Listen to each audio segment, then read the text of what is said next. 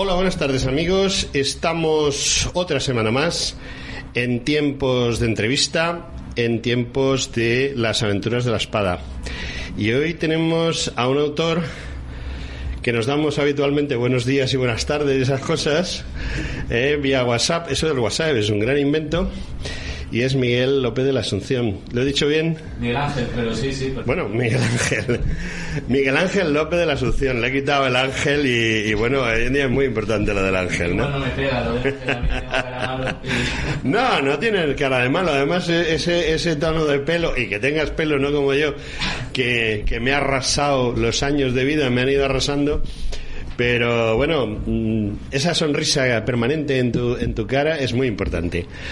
Oye, te he traído aquí porque Las Aventuras de la Espada es un programa dedicado a los libros de historia militar, a los libros de historia en general, y básicamente que esa historia sea española o relacionada con españoles, aunque a veces hemos hecho cosas que no, vamos, de vez en cuando metemos algún programa que no, pero en este caso es un libro de historia, podríamos decir, universal, porque habla de un país lejano, que fue provincia española, porque España nunca ha sido un imperio depredador, sino un imperio unificador, y por lo tanto nosotros lo que hemos tenido son provincias, y la provincia de Filipinas es muy importante, ¿no? Efectivamente.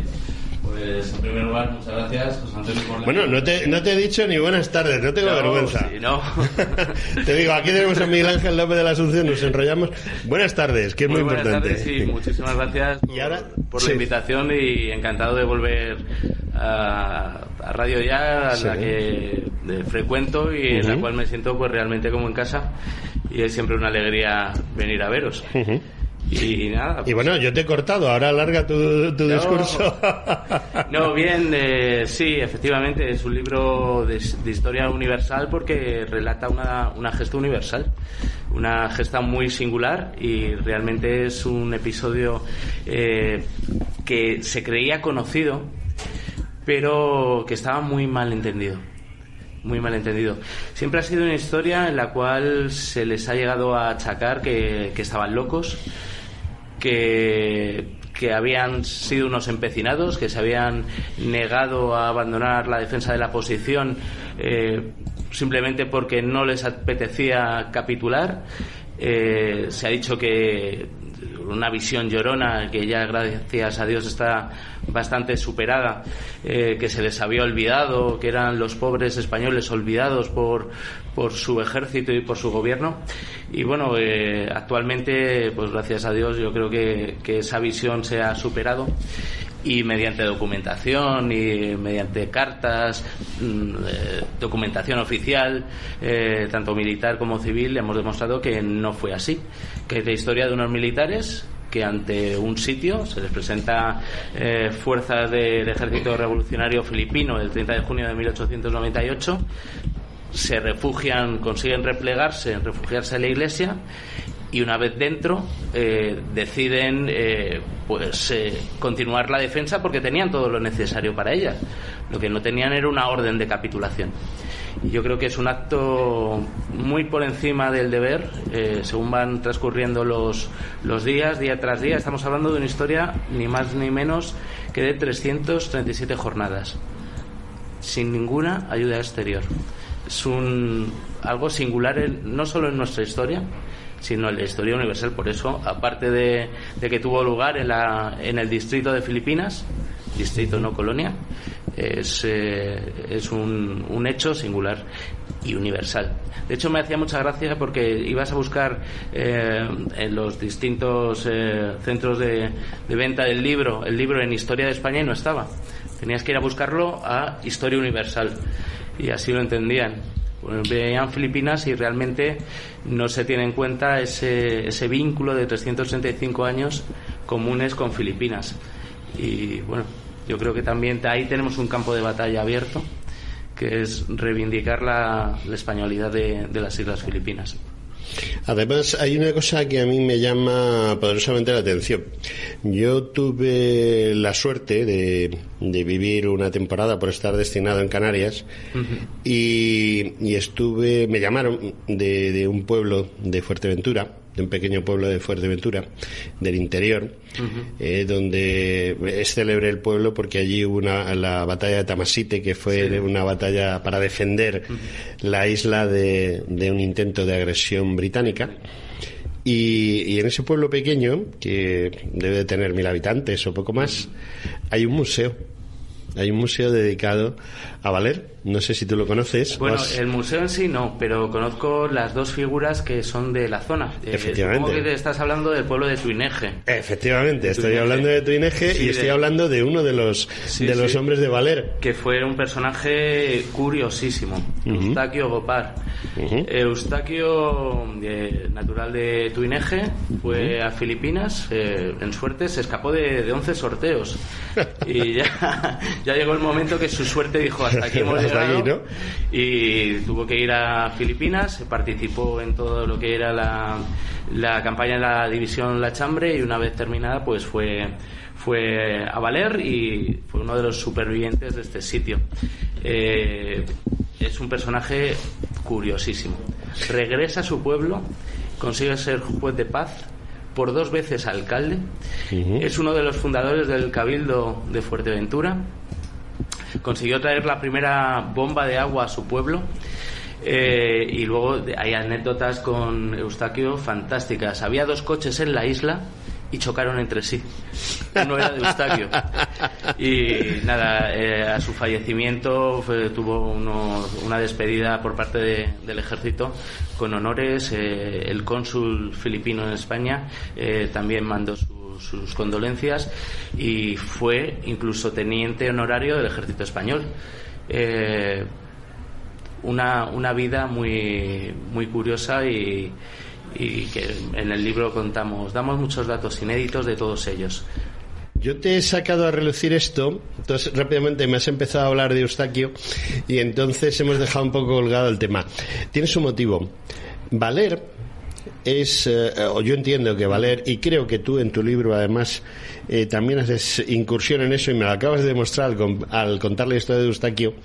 Valer es una representación de la unidad de España. Indudablemente. Porque allí había una serie de hombres que representaban a todos y cada uno de los pueblos de España, todos y cada uno de esos españoles que estaban allí defendiendo el interés de España y defendiendo a una provincia de España frente a una incursión financiada por los Estados Unidos y financiada por la masonería internacional, como siempre. Exacto, sí.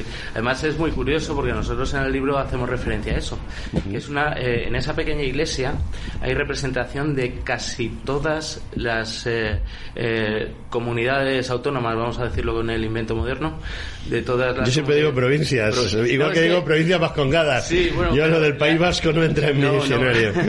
Pero no hay representación de todas las provincias, pero sí de todas las regiones, de casi todas las regiones.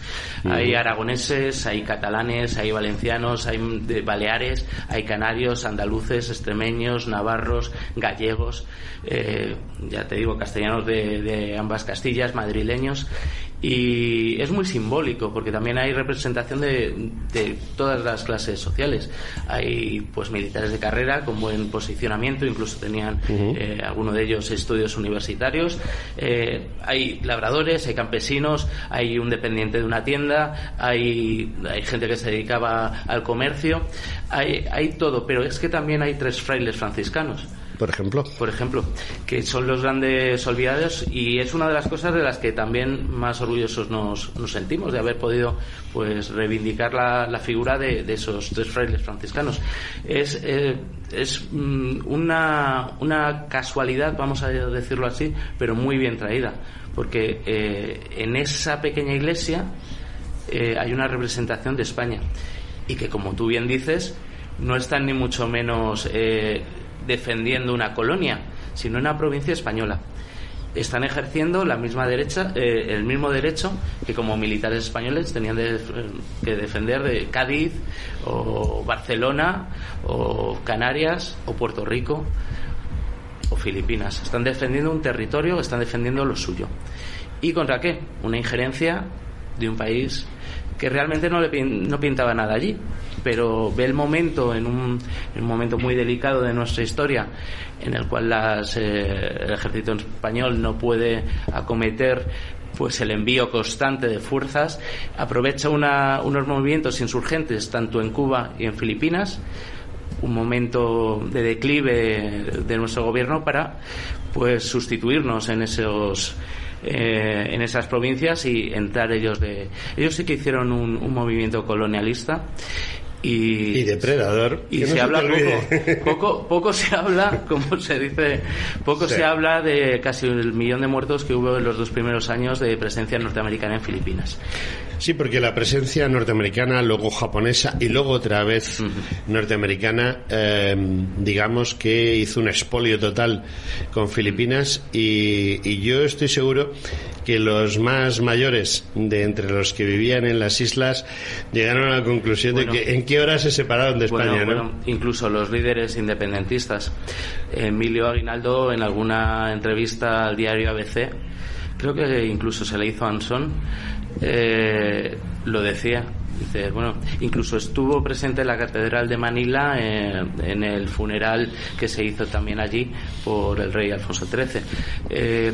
Yo creo que muy pronto ellos se dieron cuenta de que habían sido engañados, que los americanos no habían ido allí a devolverles una supuesta paz e independencia, sino que los americanos habían llegado allí a quedarse. Y muy pronto se dieron cuenta, tal es así que entraron en guerra. Sí, una guerra norteamericana contra Filipinas. Efectivamente, y hubo una represión brutal. Y bueno, los malos somos los españoles, fíjate tú. Sí, bueno, pero es que vamos a ver, los españoles nunca hemos sabido llevar a cabo una buena propaganda. O sea, la propaganda somos malísimos. Es horriblemente mala para los españoles. Yo hay una cosa que me llama la atención de tu libro, y es que es un libro de historia, nadie lo discute, pero creo que es un libro de historias.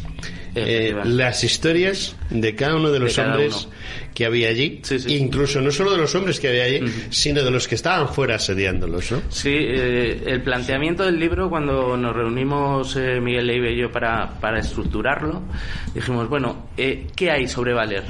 Pues hay esto y esto. Nosotros, como conocedores en profundidad de la historia, ¿qué echamos en falta? ¿Qué vemos que está mal hecho? No había ningún relato que abordase el antes, el durante y el después. Los que había abordando el durante y el después estaban contaminados. Había habido una serie de películas, de novelas, de series, de documentales que habían falseado la historia veraz. Entonces lo primero que hicimos fue, pues como cuando llevas el coche al mecánico y lo quieres pintar, le quitan una capa, le lijan bien y lo dejan como de fábrica. Eso era fundamental. Dentro de ese esqueleto teníamos que contar la historia veraz, apoyándonos en toda la documentación que teníamos. El libro, yo te diría que el 70% son fuentes inéditas. Y pues nada, en definitiva, hacemos algo muy innovador, que es, en las últimas 100 y pico páginas del libro, es biografías de cada uno de ellos.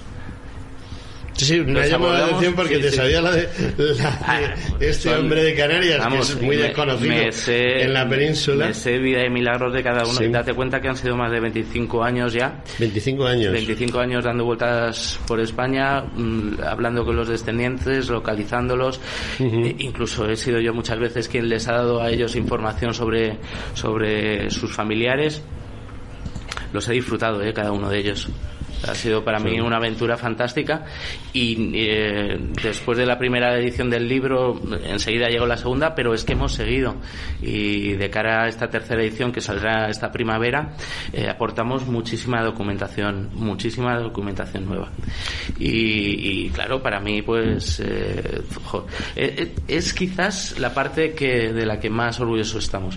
Había una serie de caídos en el asedio de los cuales solo se sabía el nombre. Sí. Y hemos conseguido pues averiguar, porque los expedientes militares en muchos casos no constan, se han perdido. En las parroquias también tuvimos una guerra civil, no sé si te has enterado. Sí, tuvimos una guerra civil, sí, por desgracia. Y en esa guerra civil pues se quemaron muchos archivos, tanto eclesiásticos como civiles, y de muchos de ellos no había absolutamente nada.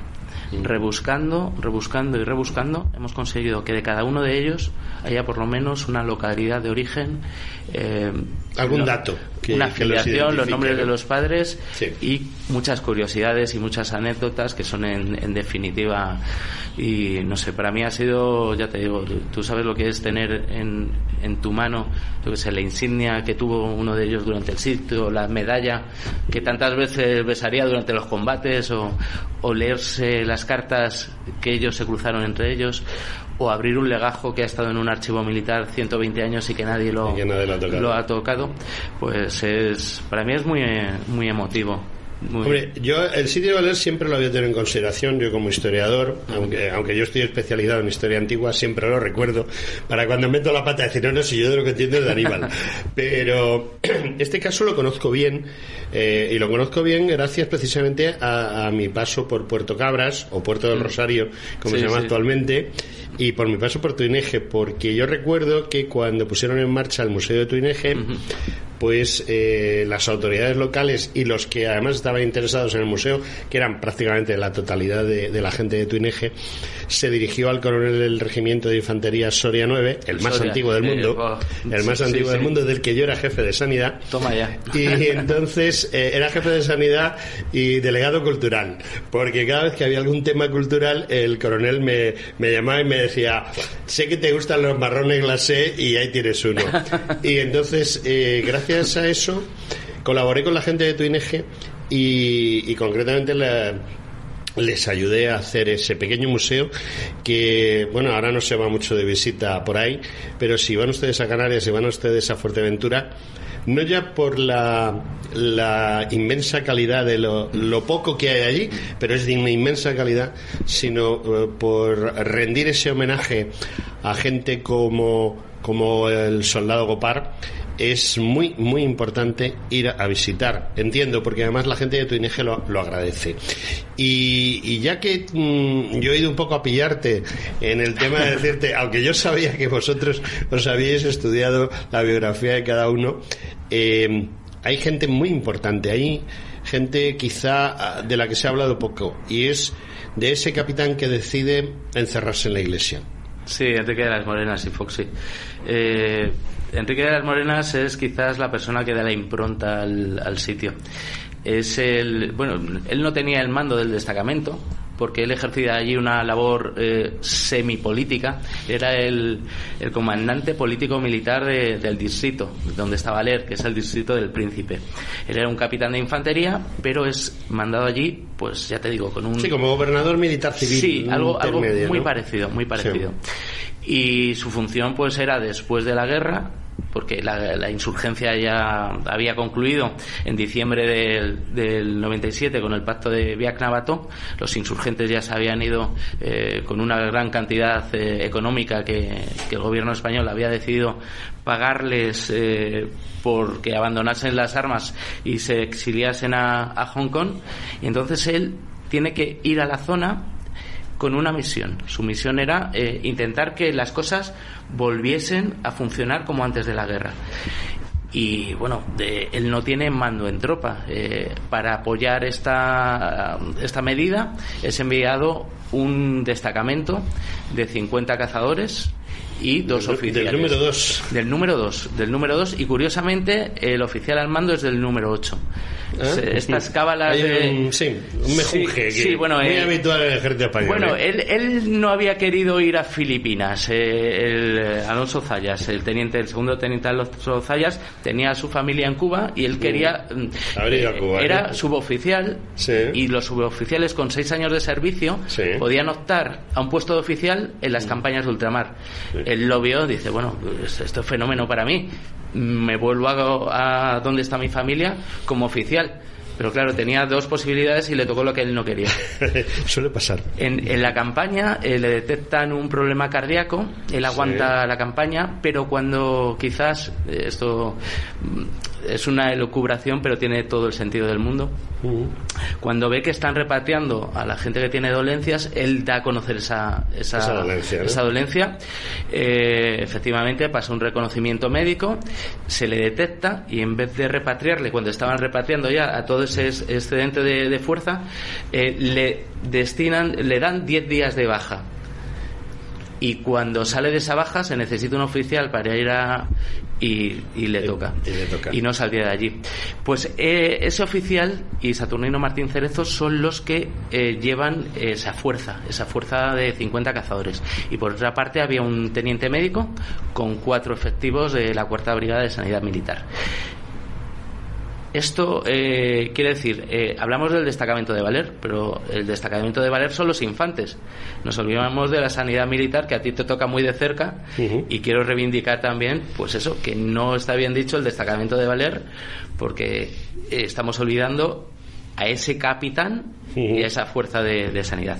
Pues este capitán, Enrique de las Morenas, había participado en la Tercera Guerra Carlista. Recién salido de Alférez, entra en combate en la zona de Cataluña y es uno de los encargados de levantar el asedio carlista al asedio de Urgel, o al asedio de Urgel. Él, supongo que todos cuando salís de una academia queréis pues empezar a trabajar en casi todos, sí. Bueno, siempre hay alguna manzana podrida, Y bueno, él pues era de estos que van aprendiendo y apuntando todo y quería cada vez pues ser mejor oficial y coger una enseñanza de todo. Él se da cuenta cuando levanta el sitio que ellos los defensores del aseo habían defendido con la esperanza de recibir un auxilio, del cual estaban seguros que tarde o temprano iba a llegar. Y eso es lo que él, 13 años más tarde, cuando le toca a él tomar la determinación, porque bueno, no tenía el poder de la fuerza, el mando en la fuerza, pero como el militar más caracterizado tenía el mando de la defensa. Y él decide que, bueno, ellos han llegado allí con una misión, no tienen una orden por escrito que certifique que lo que les están diciendo realmente es cierto, y determina que tienen todo lo necesario para afrontar una defensa. Bueno, todo no, les faltaba agua, porque cuando se encierran en la iglesia no tienen agua. Excavaron un pozo con los machetes Mauser y encontraron agua. Eso es casi milagroso. En la zona habían intentado abrir pozos fuera de la iglesia y llevaban 40-50 años los nativos buscando agua para hacer una fuente y no la habían encontrado. Es algo casi... Bueno, la iglesia tiene poderes que los demás desconocemos. es curioso. Oye, no te dejo que destripes mucho el libro, sino que des pinceladas. Y has hablado de un capitán médico. Hay grandes oficiales médicos en nuestra guerra colonial, y uno de ellos, por ejemplo, es el que estuvo en Valer, pero hay uno que te voy a hacer un desafío. A ver, ahora que estás ahí sentado, me gustaría que alguien escribiese la vida militar, en serio, la vida militar de nuestro Premio Nobel de Medicina. Hay un capitán médico que pasó tribunal médico tumbado en una camilla con 3 enfermedades que le iban a llevar a la muerte en muy poquito tiempo, y acabó siendo Nobel de Medicina. Fíjate. Ya sabes a quién me estoy refiriendo, a ¿no? Ramón y Cajal. Y capitán médico don Santiago Ramón y Cajal, que estuvo en la Tercera Carlista, en la Guerra Chica de Marruecos, y que estuvo en Cuba. Pues son esos personajes que sí, todos conocemos, a Ramón y Cajal, a Santiago Ramón y Cajal, pero quizás no todos sepamos que fue militar y que estuvo en tres campañas, ni más ni menos, y de la última casi no vuelve porque llegó repatriado. Pasó tribunal médico porque se iba a morir. Sí. Yo creo que incluso le daban por muerto. Y es uno de esos ejemplos de... Sin embargo, nuestro capitán médico del que estamos hablando de Filipinas sí volvió. Sí, y además volvió y siguió la sanidad militar. Sí, es un caso muy curioso. Él entra él es teniente provisional. médico de segunda.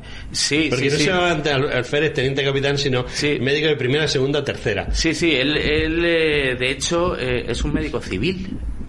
Y por necesidades de la campaña hay un real decreto, una real orden, en la cual se permite la contratación por recluta voluntaria de médicos procedentes de la clase de civil que quieran alistarse a la campaña ante la necesidad. Como un médico de complemento de efectivamente, hasta hace poco, ¿no? Efectivamente.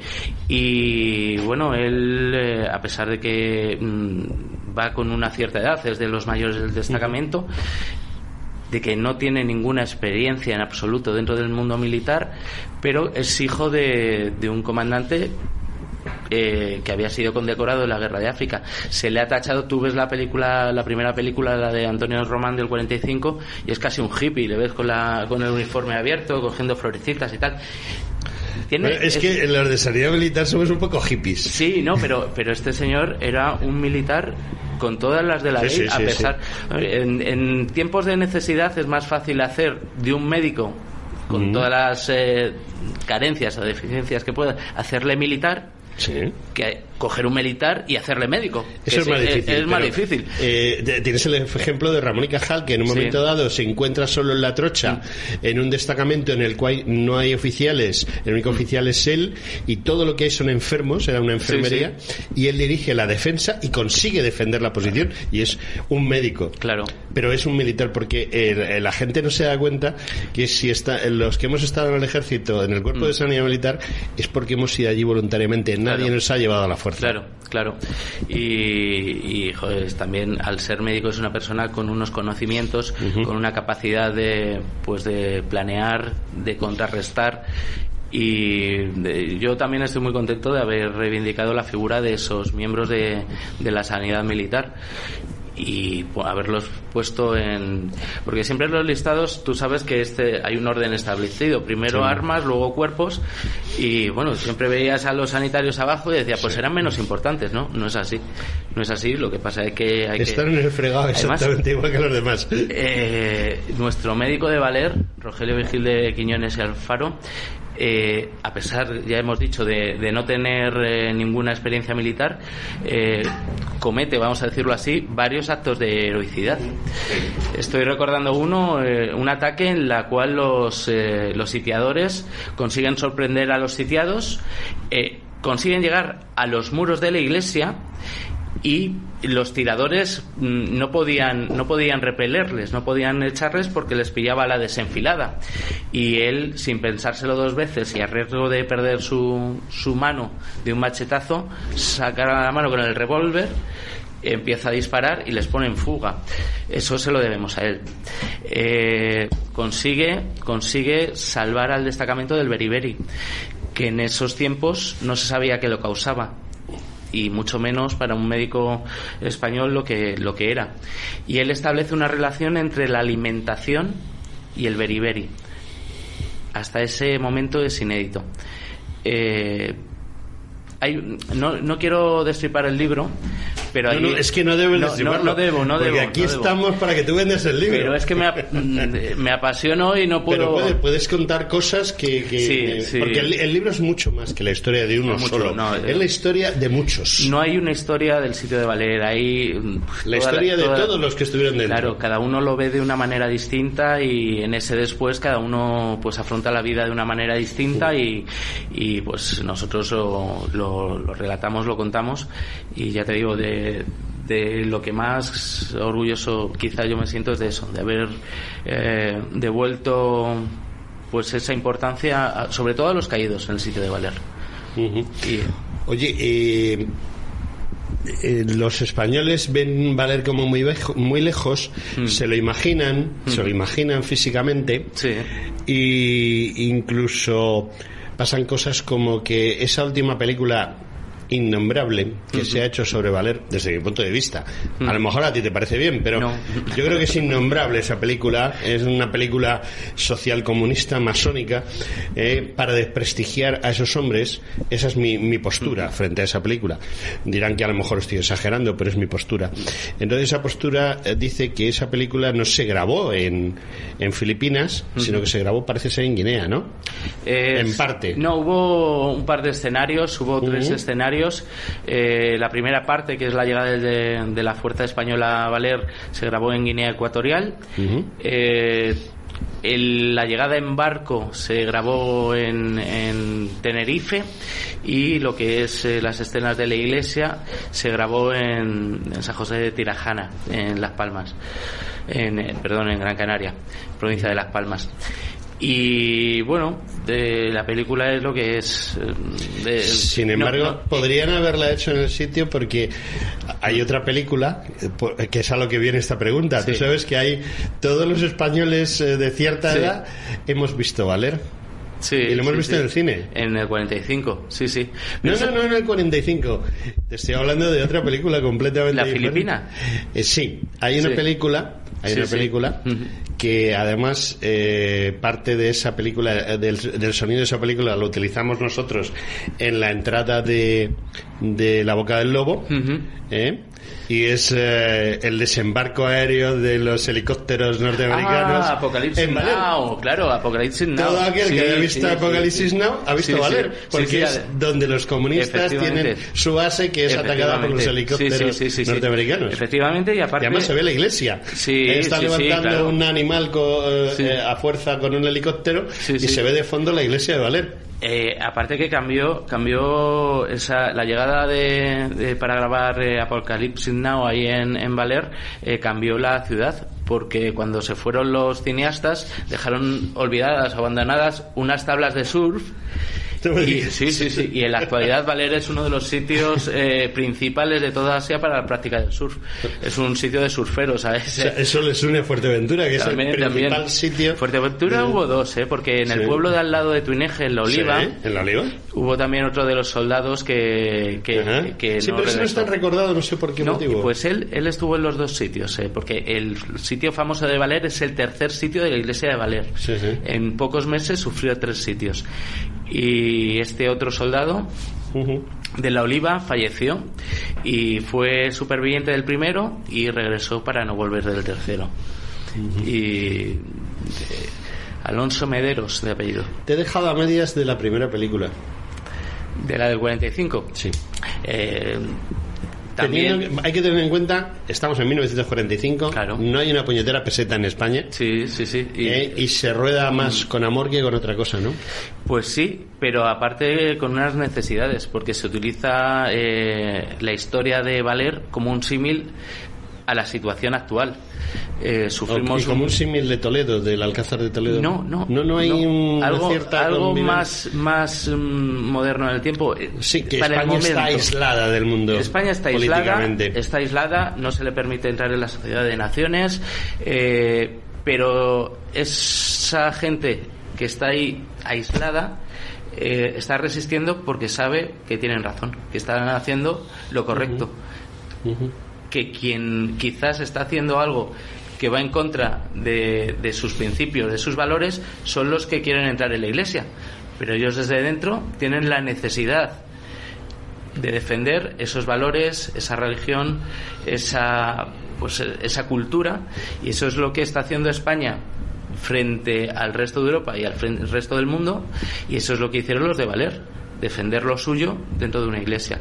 Está muy bien traída, pero es una de las... Me gusta que hayas dado esa explicación, porque estoy seguro que nadie la conocía. Bueno, no es algo que me inventé yo, es algo que a fuerza de estudiar documentación y de leer y de ver pues incluso documentación inédita que cambió Saturnino Martín Cerezo, el jefe del destacamento, con el ministerio con la productora. Yo tengo me dio la familia Martín Cerezo todas las quejas que puso Saturnino Martín Cerezo a la película, Serían muchas, me imagino. No tantas, pero todas justificadísimas. Y él dice, no, pero no porque a mí me parezca que mal, sino no por esto y por esto. Y en algunas, en la gran mayoría, le hacen caso y en otras no. Y no sé, a mí es una película que realmente me parece que se ajusta muy mucho al episodio veraz, a lo que pasó en Valer. Quizás está arreglada o tuneada o maqueada, como quieras decirlo, al momento en el que es grabada, pero el sentimiento de Valer es eso. Señores, somos militares, nos ha surgido un problema, pero nos vamos nosotros a milagrar por esto. Tenemos municiones, 11 cajas, al final del sitio queman 5. Tenemos alimentación, pues nos han mandado aquí para 2 meses. Tenemos víveres para 4. Hemos estado comercializando con los nativos. Tenemos carne de carabao. Tenemos 4.000 kilos de arroz que ha comprado el fraile. Remanentes de los anteriores destacamentos, y al final pues hay perros, hay ratas, se come cualquier cosa, ¿no? Claro, que es lo que hicieron ellos, que en definitiva, antes de abandonar, y Saturnino Martín Cerezo, cuando toma el mando, así lo dice, continúa adelante. En el mes de noviembre decide, muere el comandante político militar, el capitán de las Morenas, muere, él toma el mando y dice, bueno, ¿qué hago? Continuamos la defensa, no tenemos apenas nada ya, solo armas y munición, pero alimentación muy poca, en muy malas condiciones. Uno de los soldados recuerda como el día de Navidad fueron a echar mano a la harina y estaba llena de gusanos. Dice, joder, qué sabrosos estaban. o 2 soldados, un soldado balear y otro canario, que intercambian cartas y recuerdan cómo había un perro que estaba en malas condiciones, que tenía sarna, y deciden comérselo. Y Saturnino Martín Cerezo en ese momento determina que tienen que seguir, que han llegado hasta ahí, pero que aunque no están en condiciones tienen que continuar en medio de una epidemia que en algunos momentos dejaba a 9 señores en disposición de utilizar las armas, pero ellos siguen porque saben que están haciendo lo correcto. Pues eso es lo que llevan a la película del 45. Estamos en muy malas condiciones en España, estamos recuperándonos de una guerra entre hermanos que nos ha dejado en muy malas condiciones, pero es que tenemos razón y no vamos ahora a ceder, no vamos a abandonar nuestros valores para ser aceptados por el grupo. Si tenemos que continuar aún en malas condiciones, tenemos la obligación y el deber de hacerlo, y eso es lo que cuenta la película. Y por eso quizás el destacamento de Valer, por aquellos que han visto otra cosa, es atacado, y por eso quizás de ahí, de aquellos barros, ahora estos lodos. La película del 16 quizás es una venganza contra la película del 45. Yo te iba a hacer una pregunta. Yo he colaborado muy a mi pesar, y colaboré, y cuando vi el resultado pues me cabré, vamos a emplear la palabra exacta, me cabré muchísimo. Incluso tuve unas palabras con uno de los actores de la película, al cual yo le había enseñado mi oficio para que él lo hiciera en la película. Se trata de la película Invasor. A nosotros no nos dieron el guión total de la película Invasor. Igual. A mí me pidió el coronel que mandaba el Soria que apoyase lo más posible a aquellas personas que estaban haciendo una película en la cual los protagonistas eran miembros de sanidad militar en Irak, y yo entendí que era mi obligación. El trozo de guión que a mí me dieron era una castaña, y constantemente yo le decía al director, mire usted, es que eso no se hace así, eso no se puede hacer así, el guión lo dice y lo hacemos. Yo no sabía de qué iba la película hasta que no la vi, y cuando la vi me levanté y me marché me encontré con uno de los actores, concretamente el que hacía de alférez enfermero, y me dice, ¿no te quedas que vamos a hacer pues el típico vino y demás? Digo, no, yo me voy, y además estoy arrepentidísimo de haber sido el asesor técnico de esta película. Y entiendo que quizá a vosotros os ofrecieron participar en la película. Fuimos asesores hasta que os disteis cuenta, ¿no? Sí, yo cuando nos mandaban los guiones, yo fui profesor de secundaria y el primer guión, pues no sé por qué lo corregí en rojo y lo envié. Y yo creo que se me cabrearon. Bueno, ¿no les gusta que le digas que están equivocados a los chicos del cine? Yo me harté de escuchar eso de tú es que de cine no entiendes. Y tú no eres imparcial, tú tienes eres parte de esto, porque esto has vivido, has dedicado tu vida a esto.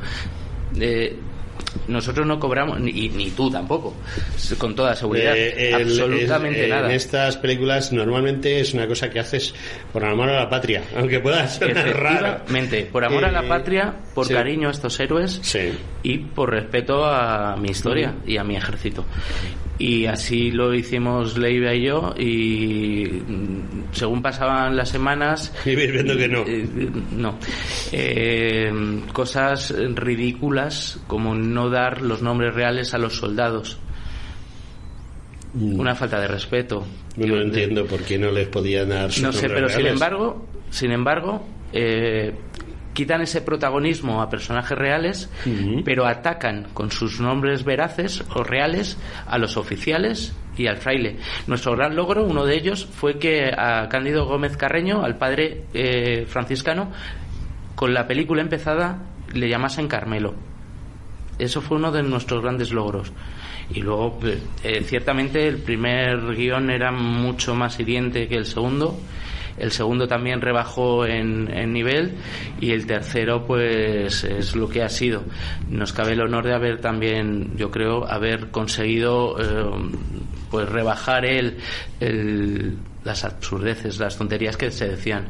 Fraile franciscano adicto al opio, con crisis de Fred, y que hace de camello allí dándole la droga al soldadito, que por otra parte es un personaje que no existe, un sargento también imaginario cercenando el brazo a un soldado que quiere ser pintor, y cosas absurdas, cuando en esta historia cualquier guión se queda corto.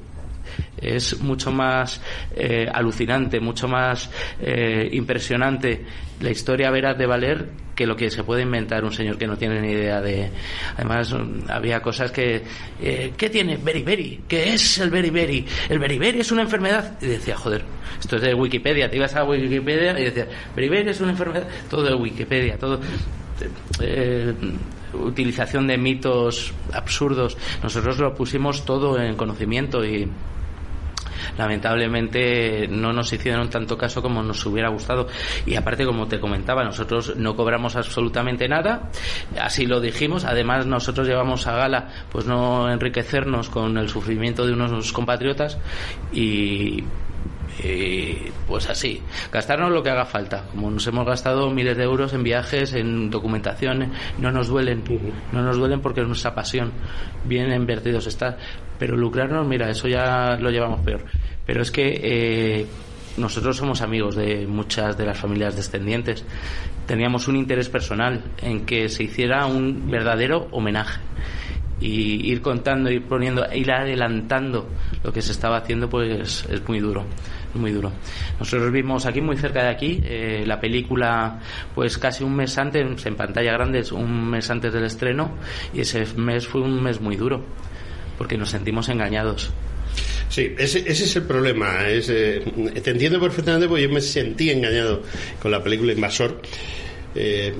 Tú conocías a los familiares de los que estuvieron allí y tenías un respeto hacia ellos y querías que fuesen retratados.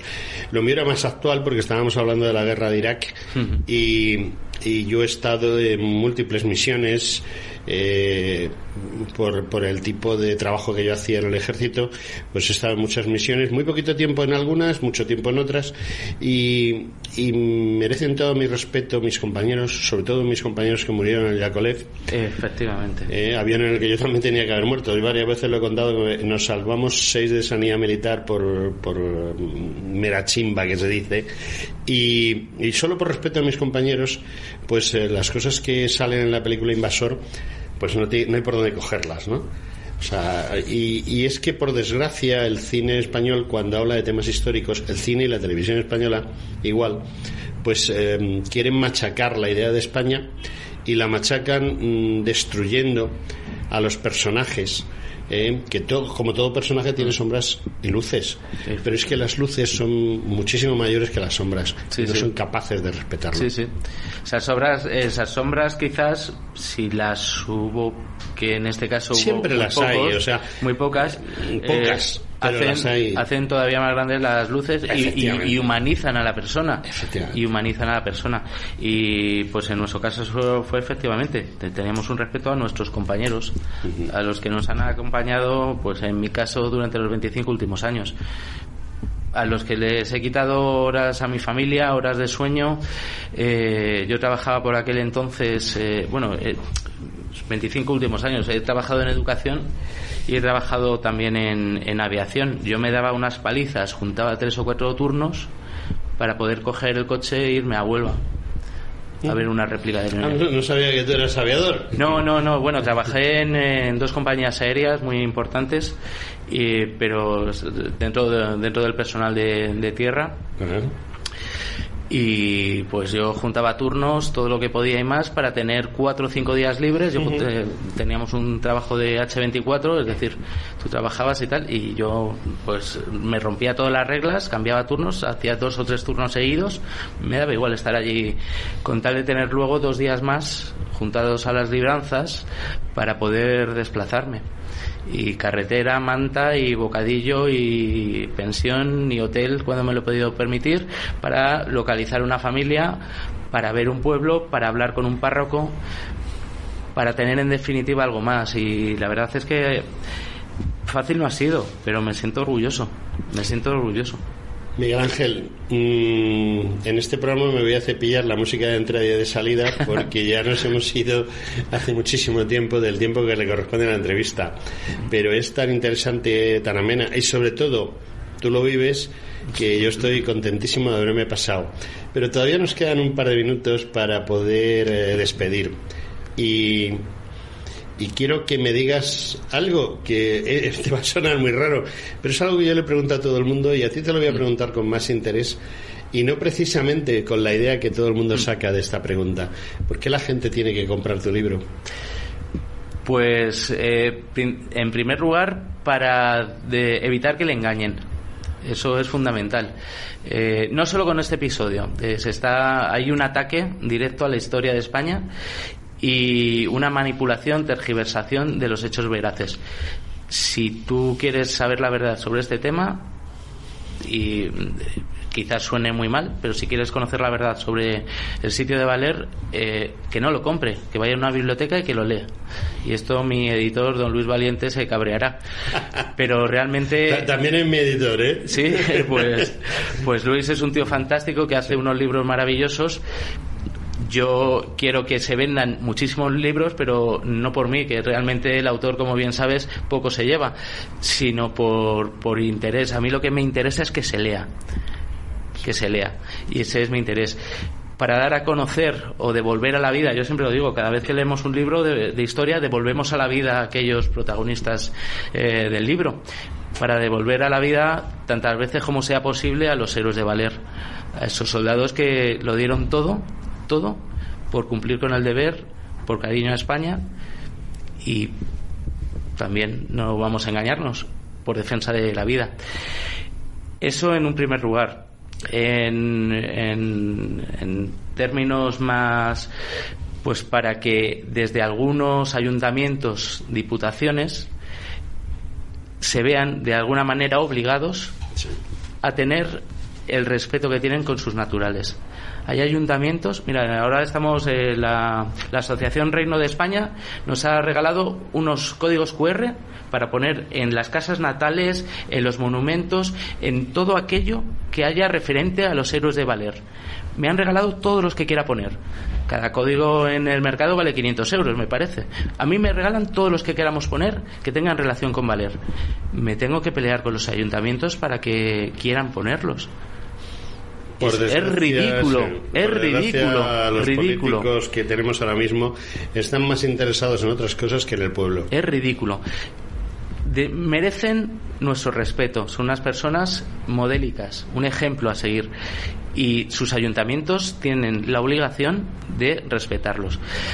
Pues eso, contra más seamos, también hay el grupo de Facebook Los Últimos de Filipinas en mayúscula, que abrí hace 12 años y que somos más de 8.700 personas. Yo soy uno de ellos. Invito a todos, porque contra más seamos, esos ayuntamientos se verán más avergonzados de no hacer lo que merecen nuestros héroes de Valer. Y seguimos combatiendo, hemos pasado ya al combate directo y no me arrugo, todo por ellos y hasta donde yo pueda llegar. Bueno, pues estoy agradecido de que hayas venido. Nos va a quedar un poquito de tiempo al principio para poner esa canción que le cantan a Tony Leblanc en la versión del 45. Fantástica. Curiosamente la cantante no es española. Es argentina. Es argentina. Y nos va a dar tiempo a ponerla al principio. Arrancaremos el programa de audio con esa canción que también dice mucho de aquella gesta. Y en el menos de minuto que queda te emplazo a ver si coges, te tiro un guante ras. A ver si hacemos la historia militar de un niño que con 8 años su padre lo quiso hacer zapatero. ¿Sabes quién me refiero también? A Ramón y Cajal. Ramón y Cajal era un niño rebelde, su padre que era practicante de pueblo, y luego médico de pueblo, y luego médico de pueblo. Como no hacía carrera de él, pues se lo llevó al zapatero del pueblo de al lado y le dijo, venga, aprender el oficio de zapatero con 8 años. Y volvió al año a buscarle y el niño estaba loco por volver al colegio y dejar de ser aprendiz de zapatero. Si te animas, podemos hacer una colaboración a largo plazo sobre ese tema. Fantástico. Porque hablaríamos de Cuba, que se ha escrito mucho de Cuba, pero no me gusta lo que se ha escrito. Pasa como me han ofrecido hacer una novela de un tema histórico militar que estoy muy ilusionado con ella. A ver, cuenta, tienes un minuto. Prefiero no desvelar. Vas a hacer una novela histórico militar. No, es que en este país yo no sé qué pasa, en cuanto das una idea, te copian pero vamos, somos terribles. Lo del capitán don Santiago Ramón y Cajal también se podría hacer. A lo mejor no lo copian y nos lo quitan, pero siempre que lo hagan bien estoy de acuerdo. Yo siempre he dicho eso, siempre que este tema no es mío ni mucho menos, este es un tema de la historia de España. Yo he animado siempre a que se hagan trabajos que mejoren el nuestro, y de hecho cuando va a ser difícil, Mejorar el vuestro va a ser difícil. Lo tienen difícil. Yo siempre he ido de humilde, de modesto, pero me he dado cuenta de que eso no funciona. Entonces lo puedo decir claramente. Lo tienen muy difícil. Pero sí que animo pues a sacar pues un librito de cada uno de ellos. He participado, me cabe el honor de que cuando se han intentado hacer libritos de cada uno de ellos, me han consultado y he participado. Y eso a mí me da una alegría que no puedes imaginarte. Que nuestro trabajo pues sirva para empujar a otros.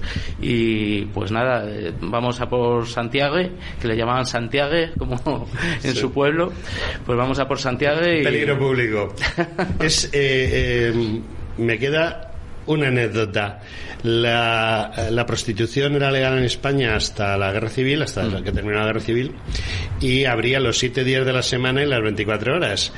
Solamente la prostitución en España cerró por algún motivo 2 veces, 2 días, y uno de esos días fue el día que murió don Santiago, para acompañar todas las prostitutas, acompañaron el entierro, porque don Santiago era una de esas personas que ayudaban a los demás, y concretamente que ayudaban a estas mujeres. También cerraron el día que, y se me acaba de ir el nombre, cierto diputado canario que escribió los episodios nacionales murió. Es otro día que también cerraron, porque él vivía en una casa de prostitución los últimos años de su vida. ¿Pérez Galdós? Fíjate, se me había olvidado de Pérez Galdós, me acordaba de su obra, los episodios nacionales. Pérez Galdós y Santiago Ramón y Cajal hicieron que en 100 y pico años 2 días cerraron las casas de prostitución para acompañar su entierro. Eso es genio y figura hasta la sepultura. Y sin más, amigos, Miguel Ángel. Muchísimas gracias, José Antonio. Encantado, he pasado un rato hiper agradable y siempre una alegría venir a esta casa. Muchas gracias. Pues gracias por venir. Un abrazo y, amigos, hasta la semana que viene.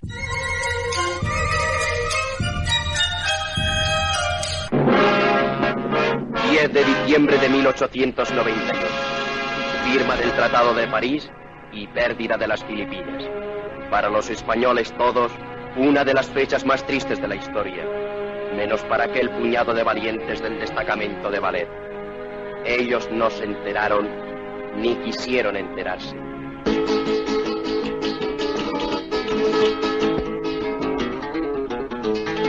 Unos cuantos españoles en el pueblo de Valé. Bien dicho. Unos cuantos españoles les van a tener a raya ya 3 estados mayores. Les van a tener a raya ya 3 estados mayores. ¡Viva el pescado frito! Y aunque tú no lo sepas, tengo una bala con el nombre grabado de una tagala, niña, de una tagala, con el nombre grabado, tengo una bala.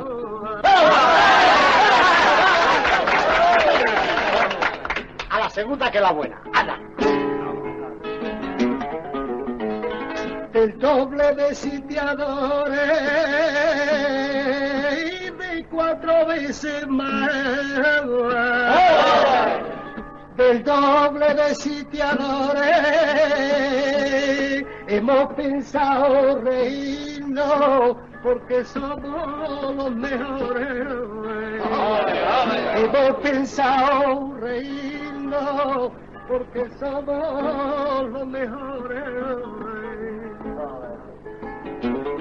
5.000 filipinos, 4 cañones, una bandera al viento, 30 españoles, 30 españoles, niña, 30 españoles,